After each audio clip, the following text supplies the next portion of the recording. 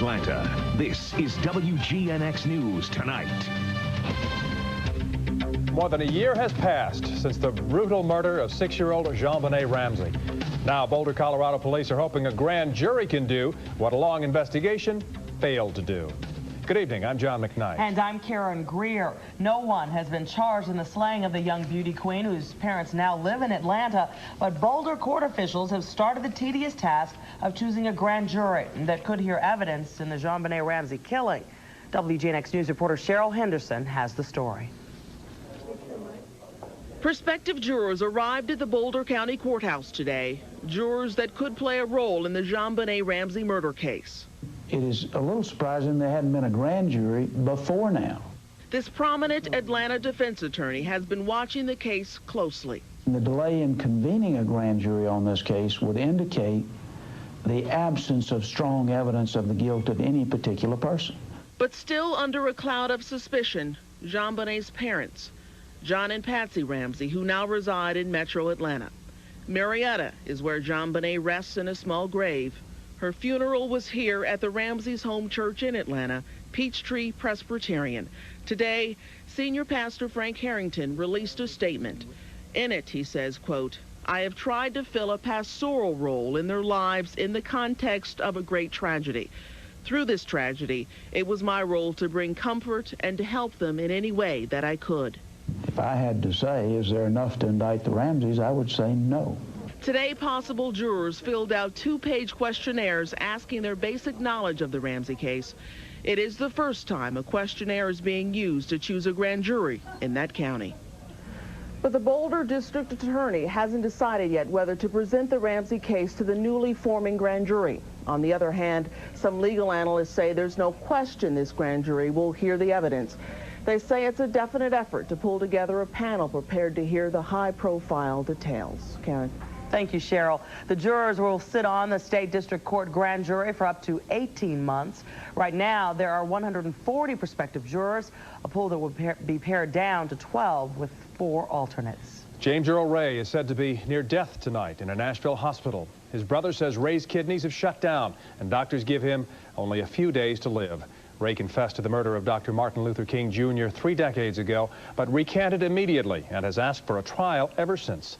Just 2 weeks ago, the family of the slain civil rights leader asked President Clinton to appoint a special commission to investigate Dr. King's murder. The death of Linda Mccartney from breast cancer has tonight become the focus of a police investigation. It appears to be a question not of foul play, but of missing paperwork. McCartney's family said she died Friday while on vacation in Santa Barbara, California, and her remains were cremated. But the Santa Barbara Sheriff's Department wants to know why no death certificate was issued, as required by law. The answer, according to a family spokesman, is that she actually died somewhere else. The spokesman said the family wanted to keep the location private. He also denies rumors that the death was an assisted suicide. A special education teacher in Clayton County will make his first court appearance tomorrow morning on charges he molested a female student. 53-year-old Herbert Copeland is being held in the Clayton County Jail tonight on $60,000 bond. Copeland is accused of placing his hands inside the clothing of a 12-year-old student at Lovejoy Middle School. After school, she told her parents, and they called police. A South Georgia couple has been indicted on 37 counts of child molestation and sexual exploitation of their sons. Dennis Cox and his wife Holly were accused of performing sexual acts with the 13 and 15-year-old boys. Pornographic files, videos, and photos were found by police. Cox was fired from his job as city manager of the town of Camilla. The dispensing of flavored condoms at teen pregnancy clinics is just too much for Fulton Commission Chairman Mitch Scandalakis. At a news conference today, Scandalakis held up colored and flavored condoms. He says they're being handed out to girls under 18 at pregnancy prevention clinics in Fulton County. Scandalakis calls the program immoral. He says instead of trying to promote abstinence, as a 1997 state resolution intends, Fulton County is actually doing the opposite. It is nothing more than an attempt to lure teenage girls and teenagers into these clinics with the intention and desire to distribute condoms and to refer these individuals to Grady as well as Planned Parenthood with the express intention of obtaining abortions through the distribution of abortion cocktail type drugs. According to Scandalakis, despite the best efforts of teen pregnancy clinics, nearly 2,500 babies were born to girls under 18 last year in Fulton County. A New Jersey college student accused of helping her boyfriend kill their newborn baby and throw him in a dumpster has pleaded guilty. Amy Grossberg sobbed as she told a judge she was responsible for the death of her infant. Grossberg was a freshman at the University of Delaware when she gave birth in November of 1996. She and the father, Brian Peterson, claimed the baby was stillborn, but an autopsy showed the child died from blows to the head and shaking. The couple was initially charged with first-degree murder, but last month Peterson agreed to plead guilty to manslaughter. Today, Grossberg's attorney said bad judgment was the couple's main offense. They were two scared teenagers who were way over their head and used bad judgment, and she's taking responsibility for that. Sentencing is scheduled for July. Both Grossberg and Peterson could get up to 10 years in prison. They're currently free on $300,000 bond. Men in Metro Atlanta had an opportunity tonight to learn more about the new impotence pill. It's called Viagra, and it's only been on the market for 2 weeks. But men of all ages are rushing to their doctors to get prescriptions. One of the researchers of Viagra has also started holding regular seminars to educate men on the benefits of the drug. Dr. Stephen Morgenstern says Viagra can safely be called a miracle drug, but should be used as parts of a total treatment package. It's not replacing the entire toolbox. The cure-all is the fact that impotence, nobody in this society today that has impotence with all of the medications that we have and treatments that we have has to suffer from the problem. Some 30 million men in America suffer from impotence. It's estimated that 40,000 prescriptions are written every day for Viagra. And one thing sure to have been discussed at tonight's seminar, how to tell the real Viagra from the phony stuff. Pfizer Pharmaceuticals, which makes the $10 pill, has won a fight against an Atlanta company marketing a so-called copycat pill. It's called Viagra and is also supposed to help men with impotence. Doctors warn, be careful and know just what you're taking. The political feud between Atlanta's mayor and the highly regarded manager of Hartsfield Airport appears to be over tonight. Angela Gittens will be replaced at the controls at Hartsfield by the director of Newark, New Jersey's airport. Gittens is credited with helping transform Hartsfield into one of the nation's best airports over the past 5 years. But it's been known for some time that Atlanta Mayor Bill Campbell was unhappy with Gittens, who was hired by the previous mayor. An official announcement is expected tomorrow. Country music's biggest event of the year is over, and the winners are in. It was the 33rd Annual Academy of Country Music Awards in Los Angeles tonight, and as expected, some old favorites and some new ones took home top honors. Gentleman cowboy George Strait got the top album trophy for Carrying Your Love With Me. He also took home the top male vocalist award. Georgia's own Tricia Yearwood was honored as female vocalist of the year. And this year's best song, It's Your Love, sung by Tim McGraw and Faith Hill. Among the 5 nominees for Best Country Bar in America, a club right here in Atlanta, the Buckboard Country Music Showcase. Kristen Lee tells us country stars are known to stop by the Buckboard on their way up. In this one little corner of Atlanta, country music careers have been queued up time and time again. The Buckboard Country Music Showcase has been the early stomping grounds for country music's greats.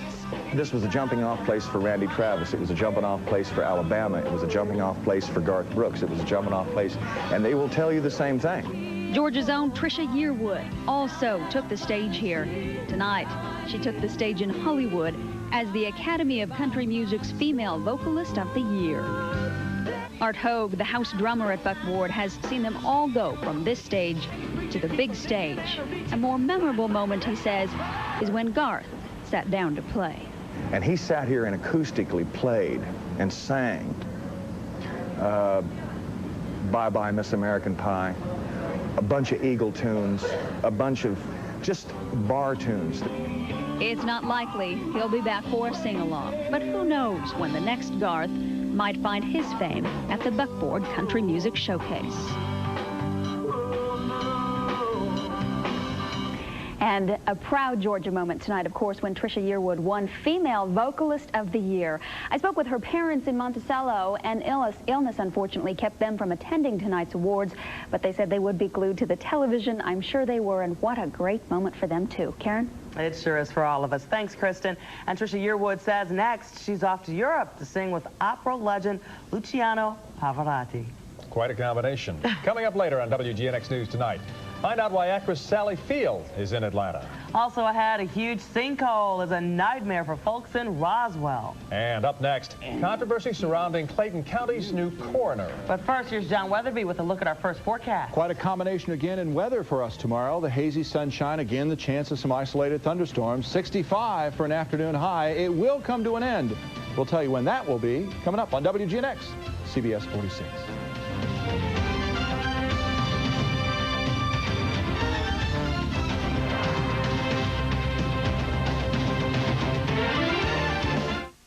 Next time you're not feeling well, maybe you should give yourself a hand. Can the power of the human touch really cure what's ailing you? Find out tomorrow night at 11.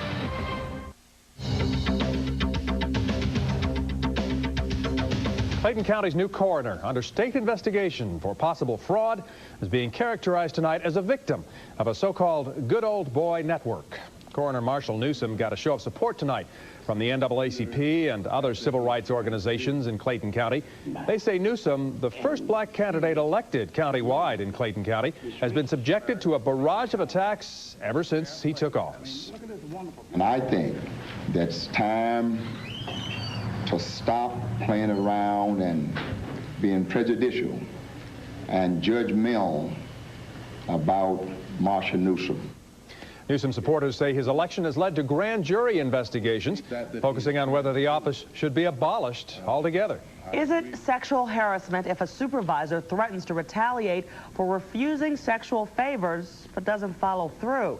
Lawyers for former Burlington Industries employee Kimberly Ellerth say yes. They've asked the Supreme Court to hold Burlington liable. But Supreme Court Justice Anthony Kennedy said that if a threat isn't carried out, nothing has happened. And the ruling could be a factor in Paula Jones' appeal. She's appealing a judge's dismissal of her sexual harassment case against President Clinton. Jones won't get any support from the National Organization for Women. Now says Jones' sexual harassment lawsuit is too highly charged politically to be used as a test case for stopping sexual harassment on the job. Rivals for the Republican nomination for lieutenant governor are not joining Clint Day in urging governor candidate Mike Bowers to quit the race. Day called yesterday for Bowers to drop out of the GOP race because of his admitted 15-year extramarital affair with his former secretary. Bowers says he won't quit. Qualifying begins on Monday. Former President Jimmy Carter and his wife are speaking out in support of actress Jane Fonda. While the Carters say it may have been inappropriate for Fonda to compare parts of Georgia to third world countries, they say she didn't deserve the condemnation she received. In a letter to the Atlanta Journal-Constitution, the Carters wrote, "She made a mistake, but she acknowledged it, apologized for it, and is almost certain to continue doing a lot more for Georgia than some of her critics." A big sinkhole in Roswell is causing some major traffic problems tonight for drivers. Workers will be back on the scene tomorrow trying to repair the hole. Pine Grove Road has been blocked off in both directions, and traffic has been rerouted. Police say water from a broken water main caused the ground to give way. It doesn't help with all this rain for sinkholes. It just encourages that kind of problem. We could use some dry weather for a while. We got one more day of this isolated afternoon thunderstorm stuff with some hail and some cooler temperatures once those storms are done. And that's where we are right now. Partly cloudy skies, 50 degrees outside. Dew point way down at 44, starting to dry the air, 80% humidity, northwest breeze at 6, and our barometric pressure is on the rise. Our high today made it up to 65 degrees after a morning low of 50. 74 and 52 are the normals, record high, record low. Sunrise and sunset, just a 15th of an inch of precipitation at Hartsfield. But boy, there was a lot more. So look at our radar now. It's all clearing out. Here's what we had earlier this evening. Showers moving across the state, right from southwest or northwest to southeast. But things have cleared out very nicely now. And temperatures are starting to cool as well. 46 Athens, 51 Rome, 50 degrees now at Atlanta, 54 at Macon. We're predicting 40s for lows overnight. Jet stream tonight. Here's that big area of low pressure that's parked right in the middle of this trough of the jet stream. It's not not moving until we start to move into Thursday and into Friday, where it'll get caught by the jet and pushed up the Gulf Coast or the Atlantic coast. And now what comes in behind it is an area of higher pressure, that's going to open the door for some warmer temperatures, John McKnight, just what you're looking for. It's going to take a little while to get here, and by the time we get to Sunday, we're going to be in pretty good shape before our next storm comes along. Chris, let me have that. Earlier today, a study was released. Here, I'll give it back to you. It's too heavy. The study talked about temperatures rising and global warming. In fact, scientists have discovered that 3 of the warmest years ever have happened in 1990, 95, and 97. It's an issue about global warming, and they even think 1998 might be a warm year as well. Already, we're starting to see signs of warmer temperatures out west, starting to move in our direction, though Atlanta has been below normal so far in 1998. Look at our 50 degrees now, and that area of rain and precipitation basically here in the east. If you look to the west, there's not much going on. In fact, another area of storminess is trying to get onto the Pacific coast. It'll get pushed up into the Canadian provinces. Here's a better look at our precipitation, and look at how it wound around all day around that upper level low that I showed you just a few moments ago. While at the surface we had a northwesterly flow that was pinwheeling those clouds in, clouds that were bringing showers and isolated thunderstorms throughout the day. All along this upper level flow, that's right where those thunderstorms fired up earlier this afternoon over North Georgia. But now things are settling down. We had some showers over here in Alabama. They're dissipating as well. We may still see a shower before we finish up the night. Earlier, we had a broad area of showers all over the southeast. Well, along with that, an area of thunderstorms that now is starting to pull its way out to the northeast. As it pulls out along with that area of low pressure, high pressure will build in behind. Along this trough, we still could get something firing up by tomorrow afternoon, but it's going to end, and we're in for a delightful weekend. That's not too bad at all. Just put up with one more day of afternoon thunder boomers, okay? Mostly cloudy then. Still a shower is possible. 49 in town. I'll bet you see mid to lower 40s in some of our outlying areas. Northwest breeze at 3 to 6. Then for tomorrow, one more day of hazy sun and clouds mixed together, and some isolated thunderstorms could again fire up. Watch out for some afternoon hail if you get caught under one of these storms. How about a high of 65 with a northwest breeze at 10 to 15? Then extending the forecast, there we go, Friday night to 46. Partly cloudy on Friday, or rather Thursday night, 46. Partly cloudy on Friday, 72. Mostly sunny Saturday, 75. 78 on Sunday. We never quite make it up to 80. Then clouds build in again on Monday before our next round of precipitation. So we think we're all done for this evening. Things are settling down. Still a shower maybe out there, and again, another round of those isolated storms before we're all done. Did you really read this whole book? Heavens, no. Heavens, no. Can you tell me about primitive equations and Cartesian coordinates? Oh, sure, I can tell you all about that. Well, I was just wondering. It's a rhetorical question. Thanks, John. You're welcome. Well, we had a special donation tonight to our WGNX Choosing to Care Fund for the tornado victims. Members of the Xenix Society, a nonprofit civic and professional organization which promotes volunteerism and awareness for other nonprofits, gave us a check for $2,400 tonight to help those devastated by the storms. That brings our donations to $362,000, and with a 50-cent match from the McCormick Foundation, we now have $540,000. And it's still not too late for you to help. Send your tax-deductible contribution to the address on your screen. Still ahead on WGNX News tonight. Despite the turnout at the new Animal Kingdom, not everyone is thrilled with what Disney is doing. And up next, a gun-toting bandit thought she was getting away scot-free. Boy, was she surprised. She's probably wondering why she didn't get away scot-free after robbing a gas station in Columbus, Ohio. Well, 25-year-old Rebecca Barnes waved a gun in front of the clerk, but she didn't know there was a surveillance camera capturing her every move during the robbery. Barnes got away with the goods, but she didn't get very far. A short time later, she was arrested and charged with armed robbery. Police are still on the lookout for her partner. While hundreds lined up to get a look at Disney's new theme park, demonstrators protested at the grand opening in Orlando. About a dozen protesters chanted and carried signs at the entrance to the Animal Kingdom. The demonstrators from the Animal Rights Foundation of Florida say park keepers aren't taking care of the animals. Last week, inspectors with the Department of Agriculture met with park officials after 12 exotic animals died. Disney says no animals were mistreated. But despite the protests, it seems Disney's Animal Kingdom is a big hit. Hundreds of people lined up at the entrance of the park 6 hours early to guarantee themselves a ride through the African safari. Good thing they did, too. The park was filled and started turning guests away only 80 minutes after it happened. Well, Mark Harmon's here next with sports. The Atlanta Hawks will try to take on the hairless Hornets of Charlotte in the NBA playoffs tomorrow, and the Braves take on Arizona for the first time ever. Braves feature, have it, catch it. Today's showers didn't stop activities at Turner Field. Absolutely not. The winds just keep on coming, and hopefully they'll keep coming all summer. And a historic occasion at the TED tonight, though, is the expansion. Arizona Diamondbacks make their first trip to the Atlanta to take on the Braves. So we go to Turner Field, second inning, one Brave on board when Michael Tucker steps up to the plate, and he takes Andy Bennis deep. A 2-run shot, and the Braves quickly had a 2-0 lead. In the fourth inning, up steps Javi Lopez, and he zooms one into the outer stratosphere, and quickly Arizona was finding out about Braves baseball. It was 3-zip. Andrew Jones made a couple of great catches tonight, including this one up against the wall. Watch it. He goes back to the wall, jumps, makes the catch, but believe it or not, it was called a non-catch by the umpires. That led to a D-back run. John Smoltz would go on to get his second win of the year. The Braves win their first ever game against Arizona, 5-2. You know, I'm crawling up there as far as pitches goes. You know, wanted to make it in the 6th inning, possibly 7th, but I think I'm getting there, and I've learned to make the pitches when, even if I'm not having a great slider or a good changeup or something, you know, I'm just going after them. I never took my eyes out of the ball. You know, the ball just went right in my glove. You know, and didn't hit nowhere. So you know, I don't like when they miss a call. You know, because it was a good catch.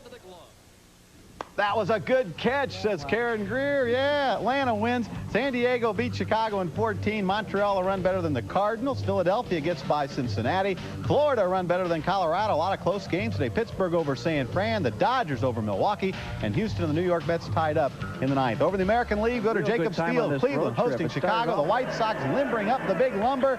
Frank Thomas puts the big hurt on this one. And Chicago beats Cleveland by a touchdown, 14-7. Minnesota tops Oakland 14-2. It is Boston over Detroit, 8-5. The Yankees top Toronto, and it is Texas leading Tampa Bay 7-1 in the 8th. When you can't play, you come up with gimmicks. The Hawks beat Charlotte 4 straight this year, so today, the Hornets, all 12 team members, decided to shave their heads in preparation for this playoff series with Atlanta. The Hornets aren't a good team, and now they are a whole lot uglier. You want to make sure that everybody's on the right page. You know, it's just, like I said, team thing. You know, we want to look same, go in the playoffs ready, and start a new thing, you know, because we lost 4 in a row, so against Atlanta, so we now, you know, kind of have to do a new thing. Those are bad dudes. The umpire made a bad call there, and Karen's getting on me. The LPGA Tour cruises through town this week in the Chick-fil-A Golf Classic. The defending champ is Hall of Famer Nancy Lopez. Last year's win here was his 48th Tour title, and she has set her sights on defending at Eagles Landing Country Club. I'd love to defend my title. You know, it's the first week of 6 weeks that I'm going to be on tour, and I'm just looking forward to starting off with a real good tournament. And finally, Greg Norman's golf season is over. The Great White Shark today had surgery on his shoulder. He is expected to miss the rest of the year, and that is bad news for golf fans because he'd been out at the Bell South Classic coming up in May, but he won't be able to make it. That's too bad. Back to the Hornets. I don't know about you, but I think men with no hair are pretty sexy. Michael Jordan, maybe, I guess, you know, if you go that way. Well, for one, I'm glad to hear that. Thanks, Karen. Goodbye. Thanks, Mark. Coming up next, a special festival brings a hot Hollywood star to Atlanta. WGNX Sports has been brought to you by the new Dodge. Can positive energy affect how you feel? This cancer patient believes the power of touch can heal. It was a very good experience. The Healing Touch, Thursday at 11 on WGNX News. How about you, this is Gary McKee, and this is the Z93 Brainbuster from this morning show. What's the #1 thing a woman doesn't want to see in a man's apartment? And the answer was copies of Soldier of Fortune magazine. Waking up with Gary McKee, Z93. John has reviewed those Cartesian coordinates, and he's well prepared to give us a final look at the weather. It ain't going to rain tonight. How about that? But it may rain tomorrow. Again, isolated showers and thunderstorms are part of our forecast after a cool night overnight, 49 in town. I'll bet you see mid-40s in some of the outlying areas. We'll do a 65 for tomorrow, and then we head into the weekend on a nice upstroke. Hope everybody gets a chance to enjoy it, and watch out for those thunderstorms. All right, thank you, John. You're welcome. Before we leave you tonight, one of Hollywood's hottest stars is in town tonight. She's here to support independent filmmakers and their work. Academy Award winner Sally They Like Me, They Really Like Me Field is hosting the Best of the Sundance Festival. It features some of the industry's talented, undiscovered filmmakers. It's about the young, new, original voices of film. Film is such an extraordinarily powerful medium. It can teach and entertain and touch and move and influence. The festival features a special screening of Smoke Signals, the 1998 winner of the Audience and Filmmakers Awards. And that's WGNX News. Thanks for making us your choice for news.